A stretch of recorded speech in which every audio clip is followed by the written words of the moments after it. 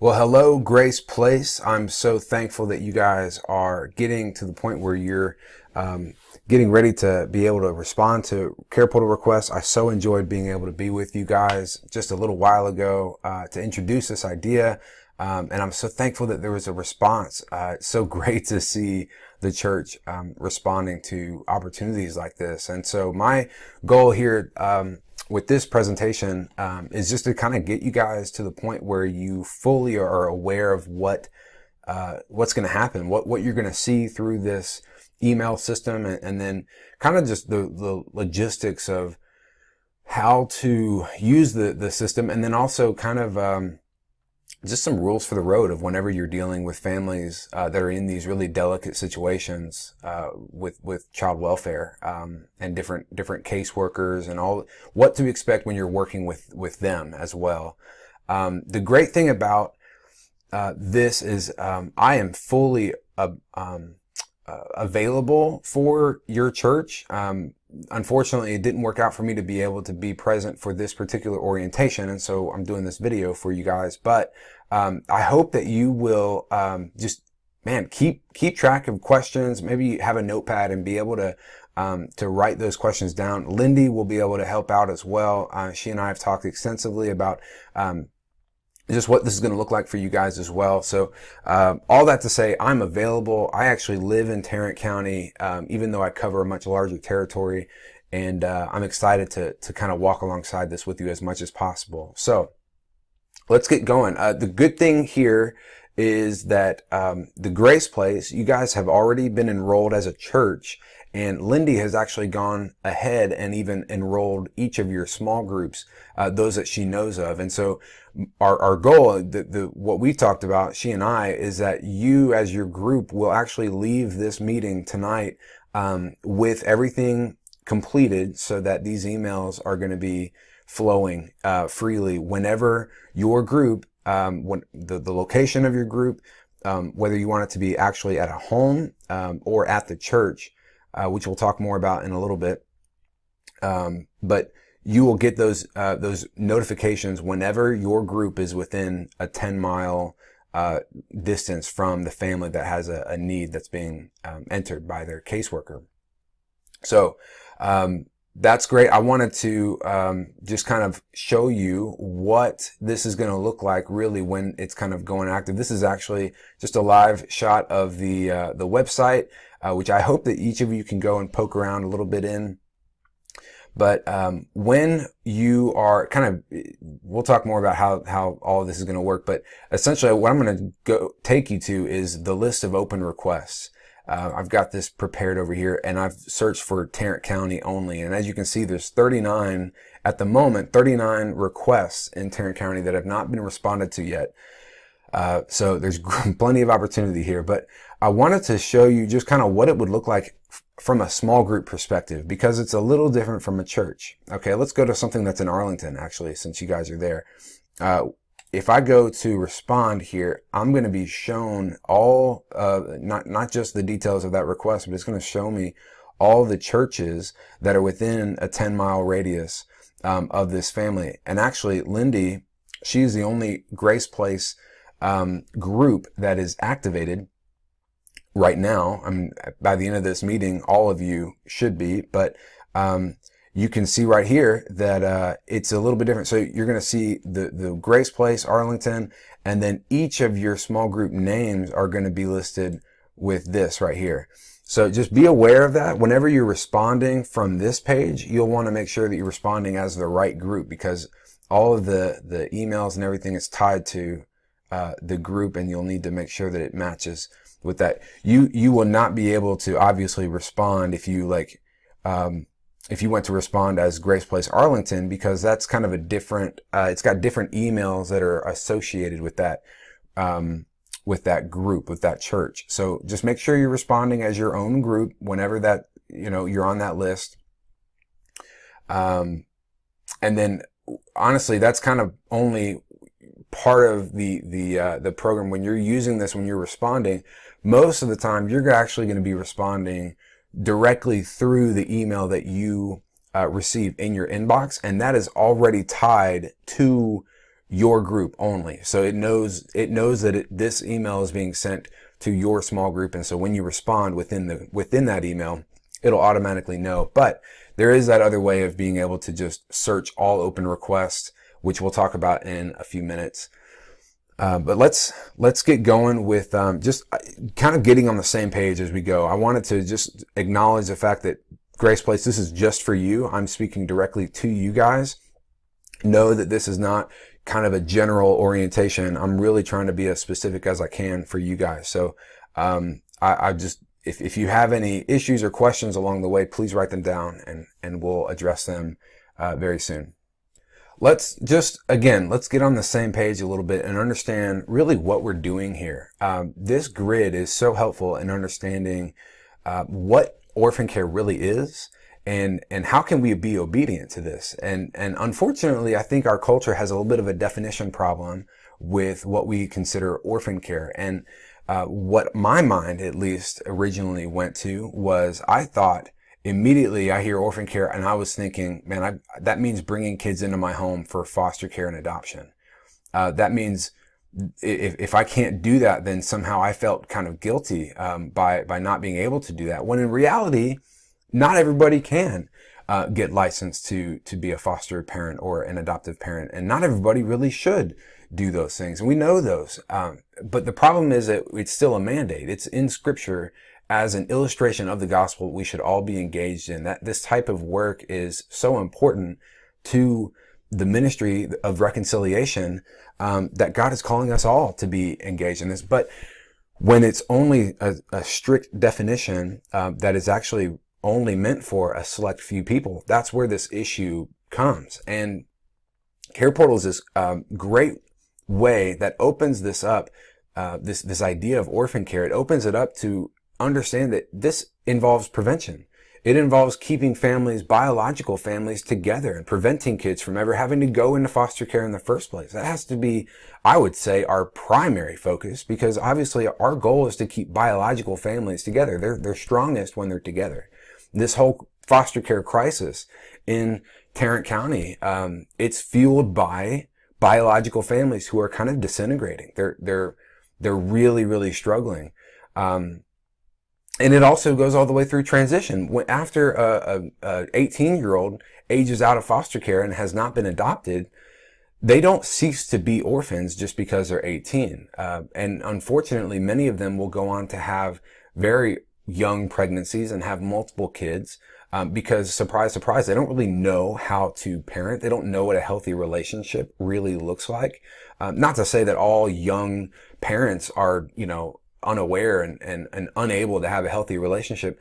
But these kids who age out of foster care, the statistics around what is waiting for them when they age out of care, it is absolutely horrifying. And that is where the church needs to be as well. We can't just be providing buckets for kids to go into when they've already fallen out of their families. We need to be going back up into the pipes of this cultural family structure and trying to fix the leak in itself so the water stays in the family. Those kids stay in the family. CarePortal is a great way of doing that. And we understand that there's different ways of actually engaging in this. We've got tier 1 needs, which is a crib. It's a car seat. It's maybe bringing a mechanic over and taking a look and maybe solidifying and giving a family more reliable transportation. There's tier 2 requests, which are more relational things like mentoring, maybe ride sharing, possibly even like babysitting, things like this, which honestly, the way that it kind of breaks down is when you go through the tiers, tier 1 does not need a background check with the state, because ultimately you're having contact with the parents. You're having contact with the guardians and the caseworkers. And yes, we're impacting the kids, but we're building relationships with the parents by providing some tangible needs. Tier 2 is going to be much more possible that you're interacting directly with kids one-on-one. And so because of that, this level request does require people who get this request email, you would have to have a background check with the requesting agency, the child welfare agency. And so that's coming. We're actually not quite there yet in Texas, but it is coming. So I want you to be aware of that. And then tier 3 is actually, if you need a background check for tier 3, you actually need to have a license, a foster care or adoptive license for tier 3 request emails. These are placement requests. These are things that again, you get the funnel kind of starts real wide up in tier 1, gets a little smaller, tier 2, and then tier 3. We are talking about those handful of families that are able to be licensed. So the good thing is we're going to focus right here. We're going to focus on tier 1. We don't need background checks in order to step into this process, and care for kids in, at risk of being separated. We can care for a grandmother or a grandfather who is trying to care for their grandkids to keep them out of foster care. And we can provide them with something that's going to allow the state to give them custody of their kids. We can provide something that's going to solidify a young mom or a young father who is desperately trying to just move past their history of being in foster care and to be a responsible adult. Well, they need help with that. They need some of those basic network structures that we all kind of take for granted and take advantage of. They need those. So if we can offer our network to them to benefit them and get them set up on a solid foundation, then hey, man, that's what the church is for. That's what we're ultimately trying to do ministry with. So let's kind of just understand how CarePortal really breaks down. We have teams which basically form a network, and it all runs through technology. And I love how so much of this is just implications of an email. It's when a group like this child welfare agency like CPS or CASA or other agencies are able to share, request information about specific families, and then when the church plugs in on the other side, that's really all CarePortal is. It's this email system, but the implications of what happens when these agencies are sharing information with churches, it's such a beautiful thing. So we're going to talk a lot about that. The teams are really, ultimately, they look a little different at every single church. If you imagine, the Grace Place is at this level. You've got Lindy, who is kind of your director, who's going to be able to help you, kind of walk through some of the, requests and the details and understanding how it works when you've got questions. But then there's actually, several structures, that are meant to support you. One of which being, the Central and Southern Tarrant County Active Community. So an active community is basically we group together some zip codes, and we have a community coordinator for Central and Southern Tarrant County. It's Brooke Stembridge. She will be just a resource for you guys. She'll be copied on every request that you receive. She's going to be putting together different meetings and different resources, and just to be aware of how the entire network locally can work together for the good of just kind of collective good. That's really, really important to understand that Grace Place is not alone in this process. You guys have a way to work with and partner intentionally with specific churches all over, but specifically in Central and Southern Tarrant County. So that's such an encouragement to me. We've also got the pastoral side of this, the spiritual leadership. Understand that your pastors, man, this is real ministry that you're going to be stepping into. And so they will have so many resources and coaching and just the discipleship opportunities for you to grow in this.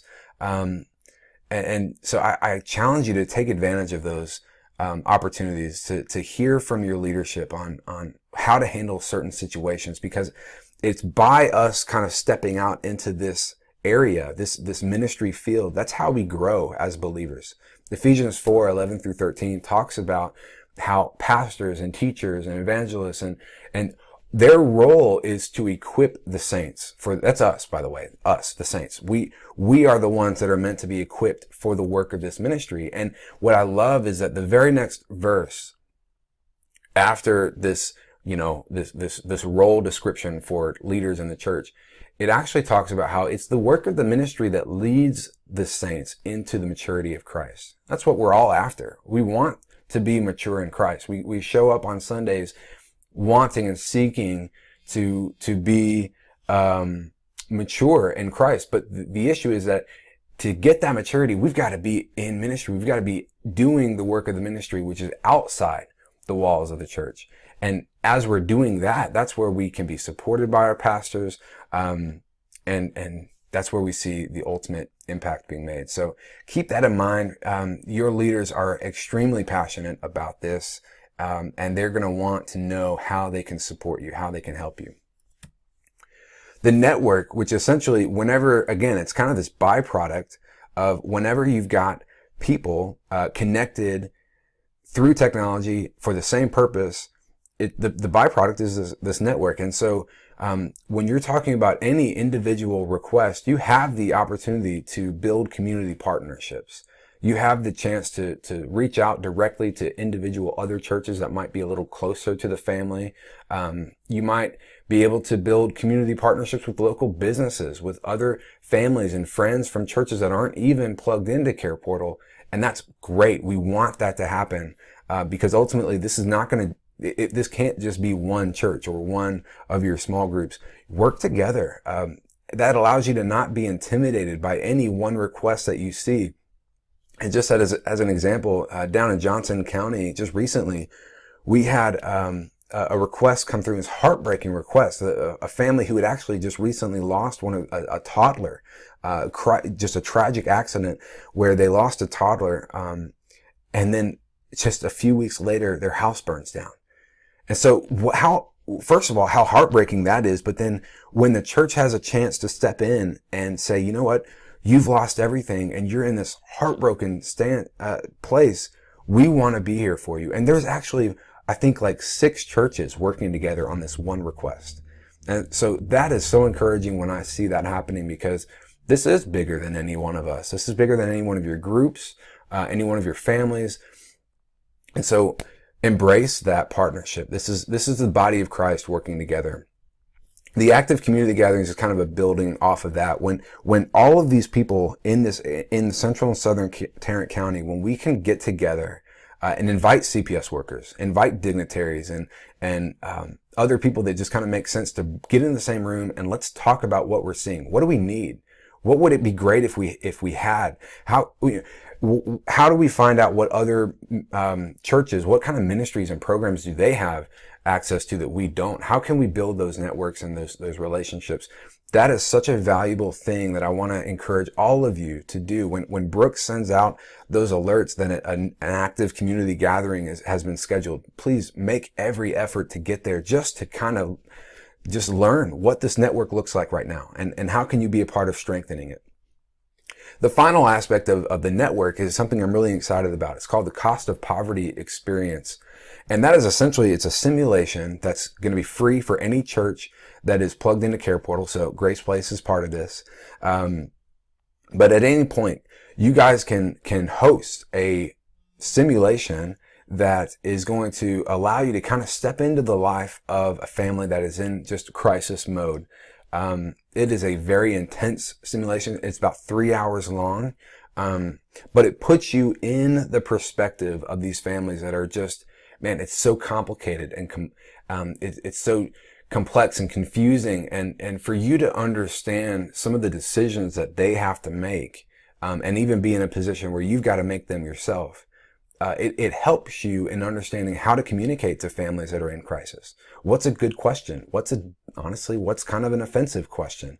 One of those simulations will do wonders in just kind of opening up your mind. And honestly, maybe you grew up in poverty. Maybe you're still in poverty. And that there's actually a way that you can actually understand and be benefited by participating in the Cost of Poverty Experience as well, because there's 2 ways to participate: as a family who is, role playing this simulation of surviving a month in the life of a family in poverty. But then there's also the participant side of being the community resource that those families are having to go to every week. You've got the mortgage, you got a bank, you got a gas station, you've got human services, you've got a food grocery store, pawn shop. there's all kinds of community resources that are kind of, as a result, we're all part of this. And so it's important to understand their point of view as well.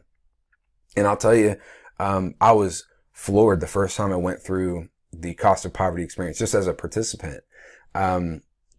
I felt most critical, actually, of the church because of all of the community resources that we had access to. I felt that the church was the most ineffective, or honestly, it was kind of the biggest waste of time when I had so little time to get so many things taken care of, and I had so few resources and so little security, and the church wanted too much of my time, of my money, and it just so happened that the very next time that I participated, I was actually the community resource church.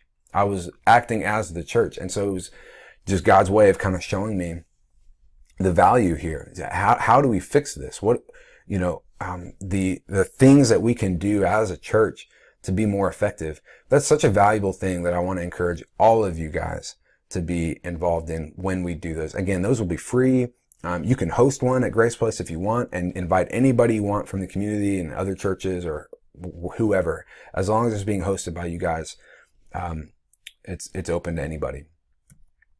Okay, so the next, really the rest of this, we're going to spend on the technology. And there's really two ways that your groups will be able to use CarePortal.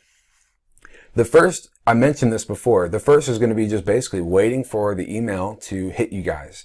So whenever you're within this 10-mile radius of a family in need, you're going to get a notification in your email. And ultimately, if no church steps up, if nobody makes a response within a certain amount of time, then that radius will widen just a little bit, and you will hopefully capture or really just give the church one more chance to respond to that need. And then the other way of using CarePortal is kind of what I showed you from the screen before, from the website, where you can actually go in and search all open requests really anywhere in the country, but you can hone in by county, by zip code, and even by keyword. And so where that's valuable is that if you guys maybe are thinking of a specific weekend that you want to engage in a CarePortal request, or maybe you come across a certain item that you think, well, maybe, hey, let's check and see if there's a CarePortal request for a crib, because we just found a smoking deal on one at a resale shop. Let's see if we can put it to good use. There are ways to go proactively and seek out to see if there are other requests that maybe you are just outside the radius of, or maybe it kind of bypassed you guys and it's a few days old and it's kind of, you've forgotten about it. You can always go back through and look. And when you do, you'll note this is basically a screenshot of part of the list that I showed you before. But when you click on that request from all open request lists, you click on that request and you will see all the churches that are within that radius with you. And you'll notice that they're listed by the distance of who's closest to who's furthest away. You'll know who responded. If anybody did respond, what they said, how they responded, would actually be listed up ahead above this list. So you'll be fully up to date with what's going on. But it's such a valuable thing to know, okay, maybe this is a request for a crib or a bunk bed or something like that, and you happen to have that exact item that they're hoping for. But you know what? You guys might be like way down here on the list. You guys are more than 10 miles away. But again, you've got the item. So, we want you to respond, but then it might also make sense to respond directly, contact this church that's right down the road from that church and partner with them. Build a relationship with the equivalent of you getting because when you contact this church through this button, you're getting in touch with the person at this church who receives CarePortal requests. So just a great partnership to build into. I would encourage you guys to do that. We're always looking to provide local church support for these families. So however that looks, we want to make that possible for you. So we've already kind of discussed and developed the plan of implementation for Grace Place. We're going to use small group implementation, and the great thing about this is that each of your groups will be able to respond independently from each other, and we'll be able to even track the impact of each of your groups. So that's really great. There's nothing obviously keeping you guys from working together still. But we've got Lindy, who's going to be kind of the lead point person for the entire church and kind of just helping with connecting the dots when they need to be. But ultimately, you guys are going to be off and rolling. Whoever within each of your groups, whoever you want to receive the request emails, that might look different in every group. That might look like a leader in the small group leader for one group, and it might not be a small group leader in another. It might be something that's delegated. Totally fine. But ultimately, you guys can set that up as your own team and respond independently whenever you specifically feel led to respond. Okay, so this is actually an example of a CarePortal request email that each of you will soon be receiving. You'll notice that the zip code of the family is listed here. The urgency level as well is listed. The normal is going to be 7 to 10 days.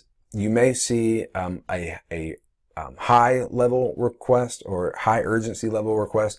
That's going to be like a 72-hour request. And then every once in a while, you'll see a critical level request that's asking for something contact to be made within 24 hours. Obviously, those are more like, if your group is specifically ready to respond right then, or you have somebody in mind, pick up the phone and call them and see if they're available. But we'll talk a little bit more about how to kind of position yourselves to be able to respond to certain things like that. Obviously, you're going to want to know how many kids are going to be impacted in this.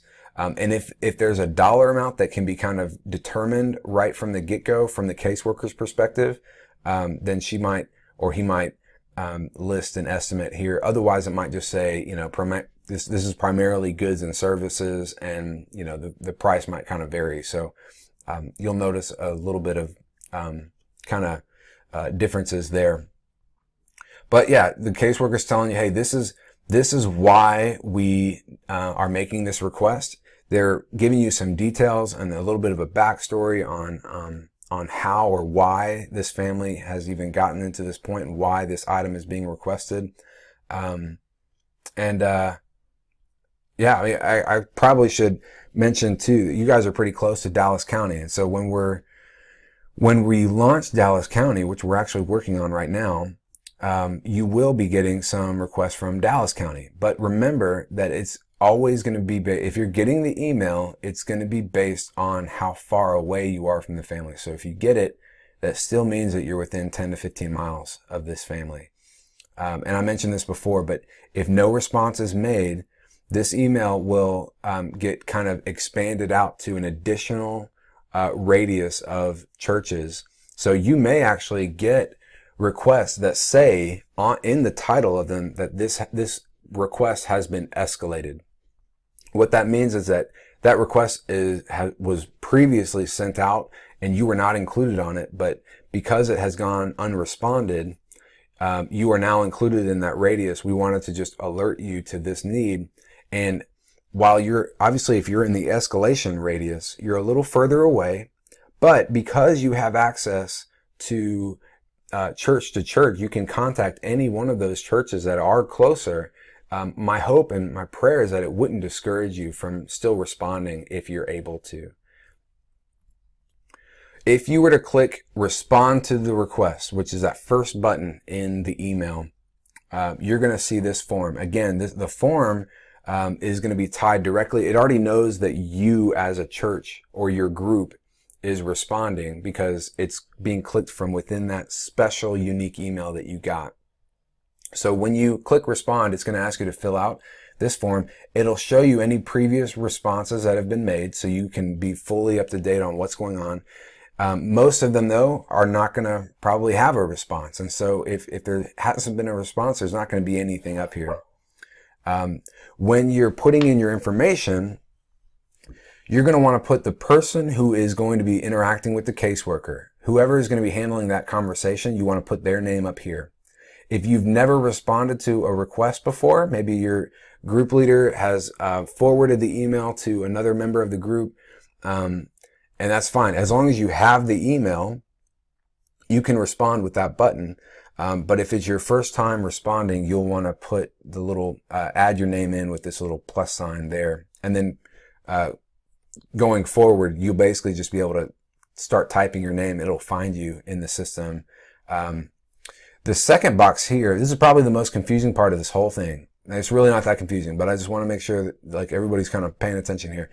Whoever's getting the request emails directly sent to them from the system, that email is going to be basically the equivalent of your password for your group. So say it's your group leader. Your group leader's email will need to go in here regardless of who is actually the one responding. Maybe it is the group leader and it's their name and that's, that person's email address. But there is that opportunity to forward the email itself and let other people from the group respond. That's fine. You just need to know who is the person in our group that's technically the point person who's getting that email directly. That will be the way that we verify that you as a responder are indeed connected to a body of believers that has been trained and is truly in a community support system, which that's the whole point. Your best phone number, this is going to be the phone number of the person who's going to be responding to the caseworker. And then anybody or anything that you want to initially tell the caseworker. Maybe you have an initial question. You might have just a comment of, hey, we're looking forward to hearing from you. We've got a bunk bed ready to go right now. Or, we've got some questions, give me a call, whatever that looks like. But ultimately, by you filling out this request response, you are committing to be a part of meeting this need in some way or another. It doesn't mean that you can't reach out to other churches and other groups still.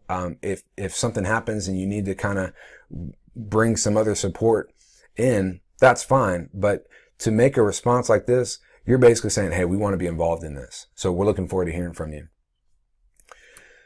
Now, if you were to scroll down underneath this is again a kind of a screenshot of the request email. If you were to scroll down in the email below the respond to request button, you're going to see another button.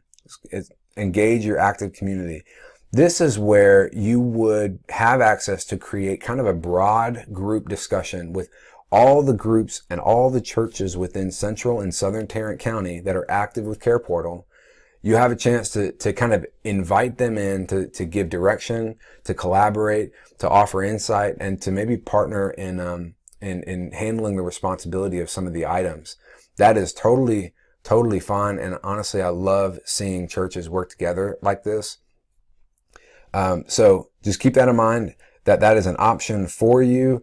Obviously, you can also just try to work directly with the other active groups from Grace Place. That works great too. But ultimately, just know that this resource is here for you to be just such an added value. And in fact, Central and Southern Tarrant County, we have identified this specific active community as what we call a hotspot, which that means that there's an elevated level of need, which you can imagine in Arlington, East Fort Worth, Northside. Those areas are just high level of poverty, which has a direct correlation with an elevated level of child welfare involvement. Well, one of the ways that we can support that community is by opening up the active community to not just be for churches. It can also be for businesses, organizations, other leaders and experts that are in this area or have an interest in supporting churches. When they submit and click this button to send a message to everybody, you would also be able to respond, or you would also be able to get in touch with maybe organizations like Trinity Habitat for Humanity, the local housing placement agency. You might have a domestic violence specialist with the local police department who's plugged in and getting these emails. It might just be a local Chick-fil-A that wants to know, hey, yeah, maybe we can buy a bed to equip a church to go and take it to a certain family. There's all kinds of possibilities here. So if you know of any business owners that might want to get an email when a church is requesting help regarding a certain request, then invite them to go to the website. I'll even show you where it is on the website, how they can add their names to the email. So if you know of a business or an organization that you think might be interested in being alerted to when a church is asking for help and support and direction, send them to the CarePortal website, and under partners, they can select become a supporting partner. What that's going to do is have them put in their email address, and when they submit that, it's going to ask them what active community they want to be part of. And again, the name of this active community is Central and Southern Tarrant County. So they'll select put their email in here, hit continue, and then just type in Central and Southern Tarrant County, and that's it. There's no financial commitment. There's nothing that is going to be hopefully not valuable for them, and they will simply just be alerted, just like you guys were with an email, when a church is taking the lead on a request, but ultimately asking for help. So it's a great feature. It's a great opportunity for both businesses and for churches to just add value to this network. Here's a screenshot of what it would actually look like when a church or group does engage their active community. It creates this email with a message. Down below would have the actual request details that the message is regarding. And so everybody in all of these churches in Central and Southern Tarrant County, along with any business owners or organizations that have selected to be a supporting partner, they would get this email and have the opportunity to reach back out to you, to collaborate, to add to the group discussion, and be aware that this message here, that this discussion is happening without the caseworkers knowing about it. This is hoping that the church can kind of put all their ducks in a row and get all the logistics kind of taken care of. And then once the churches have identified, okay, it's going to be us three that are going to be responding, all three of you should probably go and make a response to the request, so that you have then access to the caseworker, and the caseworker has access to you. Finally, there's a third button in the email that you get automatically when you're in the radius. You'll see this button is See Churches. And so essentially this kind of takes you to the same page for that specific request as if you found it from that full list of open requests that I took you to earlier. It's going to show you the list of churches that request included in the original radius. You can see again who is closest. You can contact any one of them. Any previous responses are going to be loaded up there. And then, just me personally, I click this button for every request that I respond to, because I just want to know where am I in this list? Where is my church in this list? And who do I logically need to partner with? I want to know that for every single request that I'm a part of. And also, once I've kind of gathered this information from this page, I can still respond as my church or as my group. Here's a group here down in South Fort Worth. You can still respond from this page. So I would say this is probably the most helpful page, or the most helpful button in the email when it comes to just gathering and doing your research on what's going on around that specific request. If you were to select send a message to any particular group, this is what that message would look like. It would be the title of it. The subject would be "Let's partner in meeting this need." Again, the description and the details of the request this is regarding would be listed down below the message, so that they can get caught up to speed very quickly on understanding, hey, what is this in regard to? But ultimately, you've got a chance to say, hey, we've got a crib, or we've got the item, we've got the thing. We'd love to partner with you. And this actually is a great example, because this group right here from the Mount, which is up in North Keller, not a lot of requests and families in crisis, honestly, that are coming out of Keller or being identified in Keller. but they're in the radius of families that are right in East Fort Worth. And so this message was sent to a pastor of a church right across the street from the Stop 6 projects. And that partnership has a chance to develop into something so much more, that maybe, it just got started with getting a crib and equipping a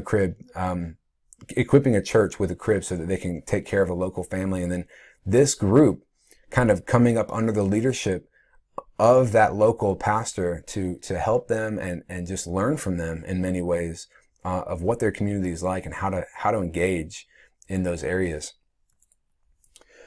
All right. So I know this is a lot of information. If you guys need to pause and kind of stop and process some of this, repeat it back and just test yourself. If you want to go and poke around in some of the emails that Lindy has already received, you're more than welcome to do that. But when you make a response to the request, that first button in the request email that says respond to request, you click that, you fill out that brief form, and you officially submit your response. That is going to trigger a couple other emails. First, the caseworker is going to get this email or an email like it that's going to explain, okay, this, Mike from this church or Lindy from the Grace Place has responded. It'll show the caseworker what comment was made, but then it's going to list whoever's information was in that top box as the one that the caseworker needs to comment. The caseworker now has that person's contact information. All right. And we train the caseworker to respond as soon as possible. Okay. They've got a lot going on. So sometimes it takes a little bit, a few hours or a day or so, but ultimately, that they've got your information. And at the same time, when you make that request or when you make that response, you're going to get a confirmation email back to yourself that gives you the caseworker's information. So you have access to the caseworker. I would still kind of wait for them to contact you just to make sure, and kind of, they've got so much going on that sometimes it's just best to let them see what's going on, see your response, and then contact you back. But if something goes wrong, you can send them an email or maybe a text message. We tell them to use their cell phone number for a listing here. So that should kind of relieve some of the tension. Every once in a while, something kind of goes weird, and we it's easy to get frustrated or something hasn't worked out, or we haven't heard from the caseworker. In those situations, I would just invite you to pray. In addition to reaching out to them directly, but just pray about your heart in reaching out to them, because ultimately there is always more to the story than what we understand. And so if you haven't heard back from the caseworker, it's not because they're not grateful. It's not because they don't want you to help. They're the one that submitted the request. Of course they want you to help. So what that shows is if there's a delay or if something just feels like it's gone wrong, pray that everything with the family is okay. Pray that everything with the caseworker and the other families that they are trying to serve is okay. Let's kind of train our minds to go into battle when we feel out of the loop and confused or even frustrated. Let that be something that spurs us into prayer, understanding that this is not something specifically against you. This is just part of crisis. This is us stepping into crisis. It's going to be unpredictable at times. So you have the caseworker's information. As you're talking to the caseworker, when that connection does get made and you're kind of talking and getting more details about the family, and they're maybe giving you the phone number to the family to reach out to and kind of maybe set up a meeting or a drop-off time or whatever that looks like, you can go ahead and tell the caseworker to close the request. Hey, you know what? We've got the crib. We're confident that we can get the crib. Whatever that looks like, go ahead and close the request. We've got this. When the caseworker closes the request, you're going to get a couple emails happen. All the other churches that did not respond to the request are going to get a notification that the need has been met. It's going to say the Grace Place at whatever your group name has met this need. And this is one of those things that keeps the momentum going for the rest of the active community. It's really important to see that steps are being taken to serve families. In addition to that email, the group that responded, so that would be your group, you're going to get a verification email to say, hey, the caseworker identified your group as the one who responded to this request. Can you verify that for us? Hopefully the caseworker identified every one of the churches that, if there was a group effort, every one of the churches that responded to the request, they'll be able to identify and say, yes, this church helped, this group helped, and this group helped. And all three of you would get a verification email alerting you that the caseworker gave you kind of the credit for it. When you click on this button here, you're going to be taken to one more form that asks you to just, again, verify your name, your point person's email. Again, same information as when you were responding to the request. But at this point, you have a chance to give a rating to the system, explain why you gave that rating. And then here's the thing right here. To share the story of how the experience personally impacted you or your church or your community, whatever that is. And so knowing that this is here, you may want to wait to actually verify, to click that verification button. Wait to click it until you have already met the need. You may actually get the email sent to you before you go and physically deliver the item, but just in case you're about to experience a really impactful story, I would still just wait to fill this out until afterwards, because you never know what's waiting for you. It might just be a really basic drop off. Hi, how are you? Would love to help in other ways. We'd love to get to know you. And maybe you never hear back, or maybe that's all it goes to, and that's fine. Ultimately, we're after obedience here. We're not after changing people's lives. That's not up to us. We just have to be obedient, and God is going to do the rest of that. Sometimes it might be through us. Sometimes it might be through something else where it was just a seed that was planted and we had the honor of being a part of that. But ultimately, man, knowing the stories, these kinds of things are really exciting. And CarePortal, the central office up in Kansas City, they see these stories that are shared, and they'll write about them and create national articles to all the churches. We've actually already seen that for there's a church up in Hazlitt where they had a great story that came out of it, and central office made a great little special feature about it. So hopefully we'll see God working through the Grace Place as well in that same way. All right, so just to review the emails here. Again, I know this is a lot of information, but again, this is really just an email system. So there's certain triggers that kind of send out different types of emails. The first trigger is when the caseworker enters the request. All right, that's when you're going to be alerted to the request being made if you're inside that radius. And that's when you have the opportunity to activate your community, to engage your active community with a group discussion. You can also get in touch with other churches directly. The second trigger is when you guys respond and commit to meet the need. When you do that, that's when the caseworker is going to get your information along with whatever comments or questions you have initially got. And then you, as the responder, will get the caseworker's information. All right. So remember, the email that you are going to need to use to respond to requests is going to be the person in your group that is getting the emails directly. It might be more than one person, in which case either one of them or any one of them would work. But you need an email that has been received directly from CarePortal. The final trigger is when the caseworker closes the request. Okay. That's when the churches, the other churches inside the radius are going to be notified that it's been met. Praise the Lord. It's something that maybe they were really just struck by, and they were maybe even working to figure out a way to meet it themselves. We want those requests to be closed as soon as possible. And then finally, the responder, you as a group leader, or the point people within your group will get a verification email to just, confirm that you guys were indeed part of meeting that request. At any point, you can track the impact of your church, of your small group. We kind of mentioned that before.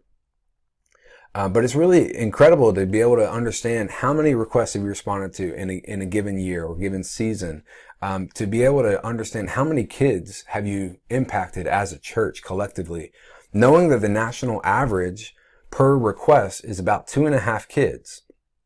That means that if your church responded to 1 request a month, that would essentially, by the end of the year, you have impacted 30 kids. That's just with one group doing 1 a month, 1 request a month. If you have more than 1, which I think the last I saw is that you've got, I think about 6 different groups that are plugged into this. The exponential impact that you have as a church to impact kids by just simply being alerted to very basic needs, but then having the direct access to respond and meet these families. It is a profound opportunity, and I'm so excited for you. There's also a tracking feature on just the value of the requests. The national average, we say, is about $280 per request, but keep in mind that's from the caseworker's perspective. So they don't know about the resale shops that you have access to. They don't know about the partnerships that you have the ability to create to get better deals. The church is so resourceful, and we are so good at knowing how to make a dollar stretch. So I would challenge you to just put those practices into use when it comes to these requests as well. At any point, you can go and see the national or statewide impact by just going to the website careportal.org/impact. You're essentially going to be shown the number of churches that have been that are active at the moment, the number of kids that have been impacted. In fact, we are up close to 17,000 kids in the U.S. I probably should update this. And in Texas, we're well over 3,000 kids at this point that have been impacted through churches. There are 453 churches in Texas that have impacted over 3,000 kids. And then the economic impact, this is interesting. We can actually track how much of an economic impact are these requests making when it comes to taxpayer money. You know, you imagine keeping a kid out of foster care. That comes with money that the state would otherwise have to be spending on how to take care of these kids. And so that's a really, really exciting thing to watch grow as well. And what's so great is that as CarePortal grows, as it fuels and expands into more counties and more states, this impact is going to be exponential, and it's going to be such an exciting thing to witness, the partnership that gets developed through this. Okay, we are almost done. You guys have been, I hope, troopers. I wish I could see you and make sure that everybody's got their coffee and everything. But the understanding of who ultimately we're trying to impact, that is such a valuable thing. And so I don't ever let churches just kind of go at this point. I want to make sure that we understand who are we really impacting. You know how the technology works now. You've seen it. You have access to poke around with it. And before you even leave here today, you're going to be able to know that the emails are going to be hitting your inbox whenever your group is within the radius. Whether you set up your group address as the church address, or whether it's the group address for where you tangibly meet at a home, that radius is going to see you where that address is. So be aware of that. But ultimately, how do we engage this, and how do we understand who the mission of this effort really is? Obviously, families and kids are part of this. That's ultimately, that's the first thing that we see when we think about, we want to help families and kids. Okay. With that, we need to understand that the culture of poverty is a very, very difficult thing to experience at times, especially for people who have no experience with it. And the culture of poverty is very subtle. It's something that can be easily offensive to people who are not ready for it, who are not spiritually prepared for it. And so this is something that is one of the most important parts of this training from my perspective is because if you walk into a home and you have been told by the caseworker that this family has nothing, this family is at risk of being evicted, this family can't afford a simple crib, and you walk into this home with a crib, wanting to help this family, and you walk in and you immediately see a big screen TV on the wall. Now, the initial feeling, the initial instinct that is in each of our hearts is going to be kind of an offensive, like, man, like, am I here for the right reason? Does this family actually deserve this, or do they need this? Am I really helping? And the answer to that is you're simply witnessing the reason that you are there. As a group, as a family, it cannot be surprising to us that these families in crisis don't know how to manage their financial resources. We can't be surprised that they have a different priority that is a little bit unhealthy, right? We are simply witnessing why they need help, why we're there to hopefully offer and shine light into their situation. So don't let that offend you. I hope that you'll take that and to pray through that, and hopefully the relationship that maybe develops with the family and your group, maybe that's something that you get to a point where you understand a little bit more about where they're coming from. And just for the record, flat screen TVs are a dime a dozen nowadays. They're really not hard to come by. And who knows, it might not even be there. Somebody might have given it to them. Again, there's always more to the story. And so when we walk into a situation that we're already a little uneasy about and nervous about, we've got to train our minds, train our spirits to understand that there is more to the story, and we need to be prayer warriors here. Something else that's really important to understand is that these families are in very delicate situations. They're in survival mode. And so when you're dealing with families that are in some instances, they are gasping for air. They don't know when their next meal is going to come from, or where their next meal is going to come from. They don't know, really just what's right around the corner. They're one tiny mishap away from losing their kids, from losing their home. And so when you have a chance to interact with a church group or a church that's wanting to help, sometimes you tend to gasp for more, right? That's a natural response. And I'm telling you now, just first of all, so you're not surprised at this, but here's the great news. You have access to the caseworker. You have their cell phone, their email. If something happens where you're just not quite sure if this is a legitimate story, if you really are, if you really should do something else for this family, I would always recommend reaching back out to the caseworker and just letting them know what's going on. This is what they told us. What do you think? Rely on that. And if they somehow, if the family tends to, or if the family somehow finds a way to introduce other needs and make other requests of your group while you're there, your immediate response can be, let us talk to your caseworker. That's not a lie. That's not a bad thing, because ultimately the caseworker is going to know, more times than not, they're going to know that exact need before you are ever asked by the family. They know about it. And in fact, they may even be putting together a plan or pursuing other resources to take care of that need. And so it's always wise to just be in full communication with everybody and everywhere to make sure that everything is kind of working together the way it's supposed to. Another thing that's really important to understand is that these families may not be open to extended contact. That's got to be okay with us. I mentioned this before, that we're ultimately not after the feel-good story. It's nice when that happens, but we are more than anything responding to these needs because this is what Jesus tells us to do. We are treating these families, these moms and dads who are trying to care for their kids, we're treating them as if they are Jesus. We are treating them as if they are the least of these, to give them a drink of water, some food, some lodging. I mean, this is the challenge that Jesus gives us in Matthew, that we are to treat people who are the least of these as if they are Jesus himself. That is going to be enough for us. Finally, I would just very strongly warn you against taking cameras,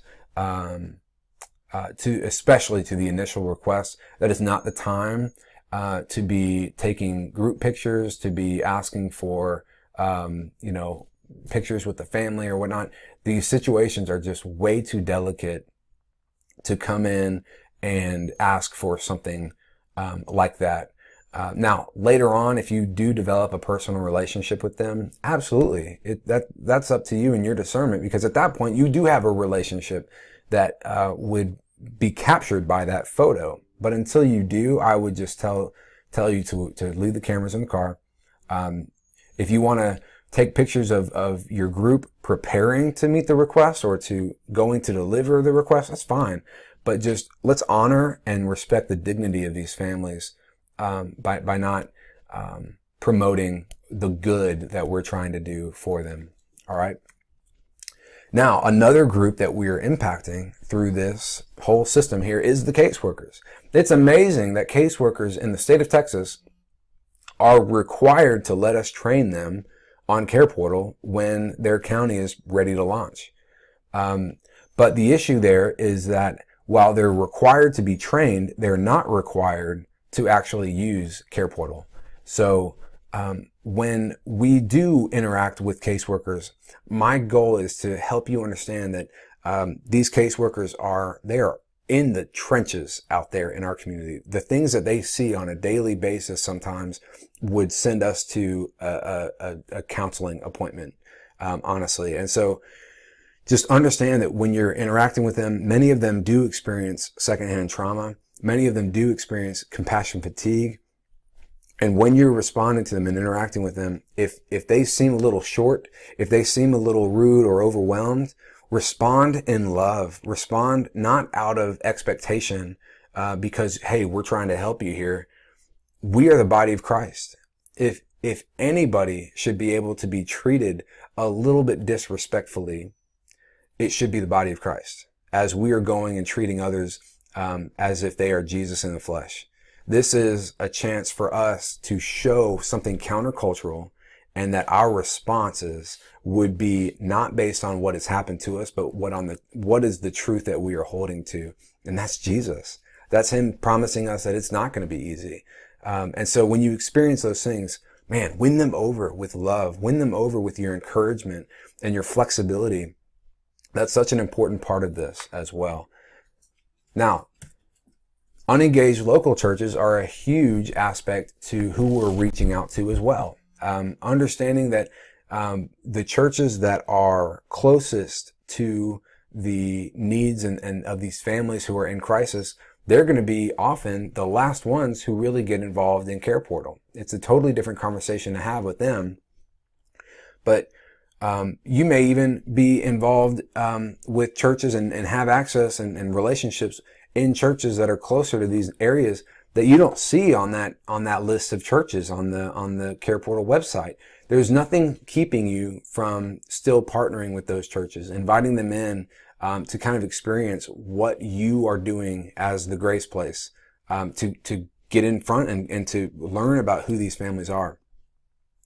So that's a really important part of this, because ultimately what that helps us to do is to build up the network where we need it to be the strongest.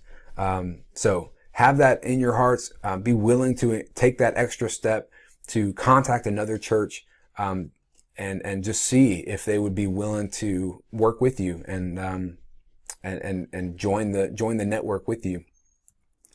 Finally, we're impacting our own families and friends. Our own families and friends are those who might have a truck that we can borrow. They might have some manpower that we can tap into, or something. It might be our Facebook network that we can say, hey, we're looking for another bunk bed or a crib. Does anybody have one? What results from this when we have a chance to partner and bring along our friends and our families, maybe our kids even, the conversations that come out of those interactions are so incredibly important and powerful, especially for a family. I hope that you'll give yourself a chance to bring your kids along to these requests, and let them see some of the tough things that are around us in our own backyard. And then let yourself get into those conversations with your kids. That's something that I think is so important for a family to be living on mission, not necessarily just once a year or twice a year when you can take a paid time vacation, and travel overseas to do your mission trip. This is missional lifestyle. This is a normal Tuesday afternoon after work that you guys are doing something intentionally that's putting your faith on display for your own neighborhood. Man, take advantage of those opportunities. It is such a valuable thing for your friends and your networks, and your families to be benefited by. Another thing that I want to make sure that you all understand, and this is actually straight from CarePortal office and CPS, do not go alone to the initial drop, or really anytime when you're interacting with these families. Just protect yourselves, protect them. Jesus sent his disciples out 2 by 2. And so we just figure that's a pretty good approach. So, while you shouldn't go alone, I also want to caution you of not to go as a mob either. Sometimes these families, they're living in small apartments, small homes. And so it can get sweaty and awkward really fast when you bring too many people into the scenario. So just be aware of that, be alert, be wise. We talked about the issue of there's always more to the story. There's always more to the story with the caseworker. There's always more to the story with the family. Keep that in your mind and avoid assuming anything based on a small paragraph of details that you've read about this family. We are not experts on these families. We're there to learn and to support and encourage.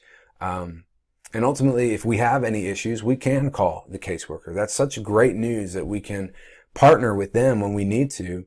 But it's also something that, if you happen to witness something, if you see something in the home that kind of is a concern to you, keep in mind, these families are requests are being made for these families specifically because there is no known abuse or neglect going on. And so in the course of you interacting with this family, if you do witness something, you do need to tell the caseworker.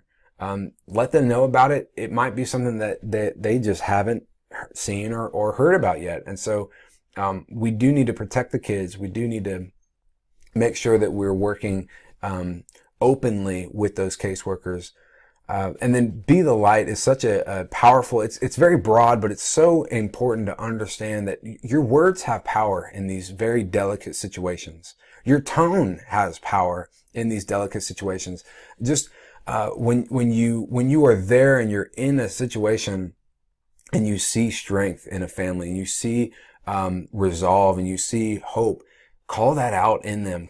Speak that over them, and just be an encouragement to them. I talked about this when I was at the Grace Place, actually.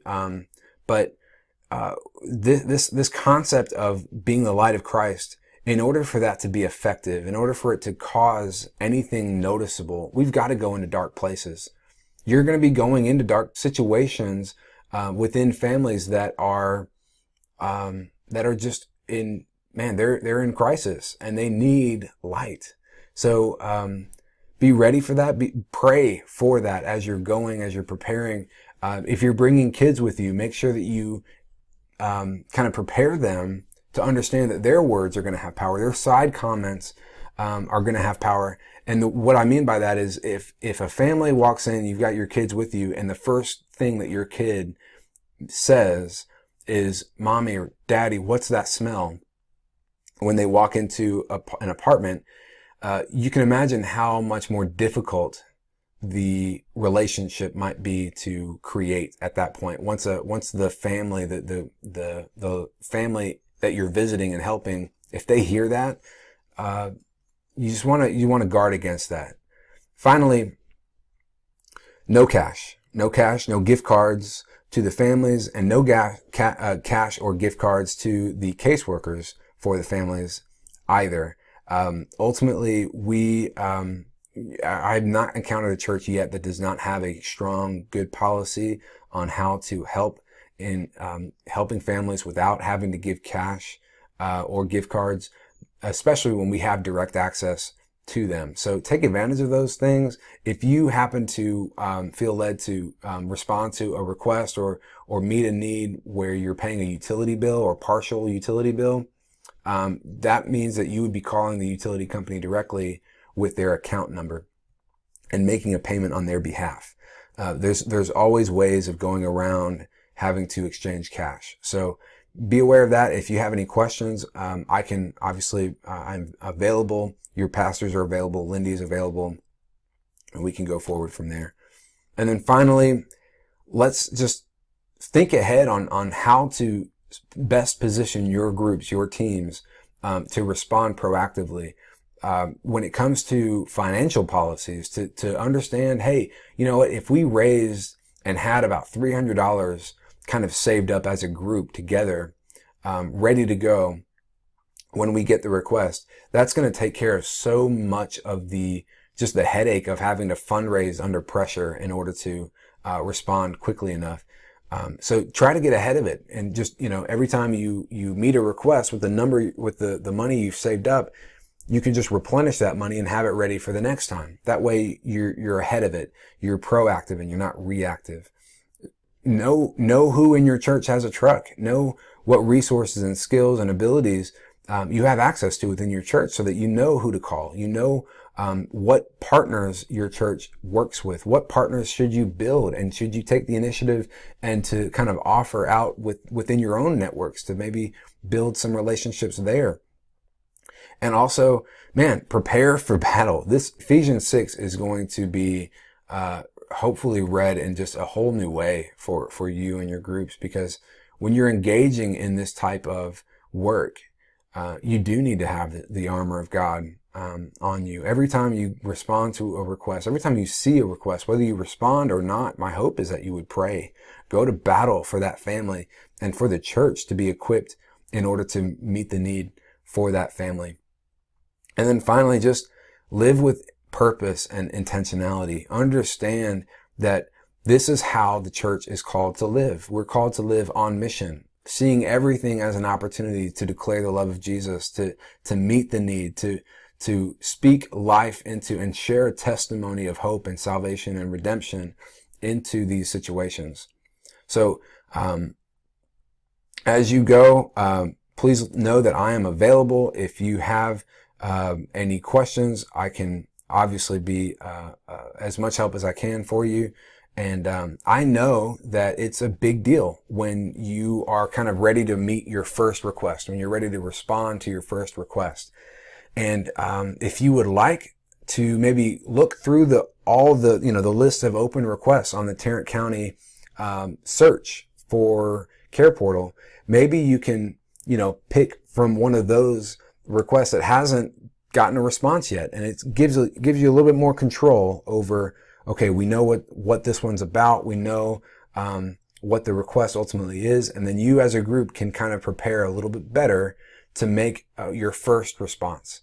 So I definitely honor the fact that your first request is a big deal. I know that your hearts are going to be pumping a little bit, and your adrenaline is going to be going, but man, that is the best place to be as a church, as a group, collected together for the glory of God.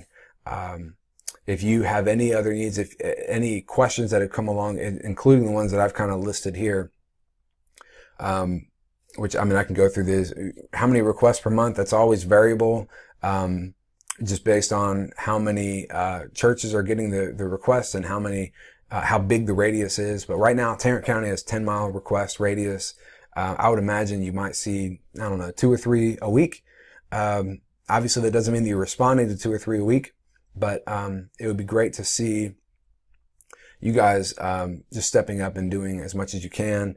Items can be used. If you would be comfortable handing an item that's used directly and looking somebody in the eye as you hand them that item, I would say it's fair game. Obviously, if you have any real concerns, Lindy or your pastors can be more helpful on that in terms of situational circumstances. But most common items are by far going to be beds, cribs, pack and plays, car seats.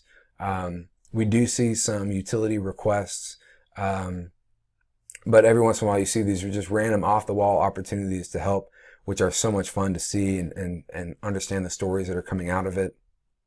And of course, kids can come along to meet needs with you. So again, let me know if I can help in any other way. I know this is a ton of information, and so if you need to have Lindy maybe walk you through how to respond to your first request when you're ready for that, I'm sure she would be more than willing to help there. But otherwise, I am just so thankful. I would just ask that you obviously continue to talk and meet or figure out the questions that you guys have and come up with the answers, but then please pray as a group together to just be prepared to go into battle. We love you guys. I'm available, and we'll talk to you soon.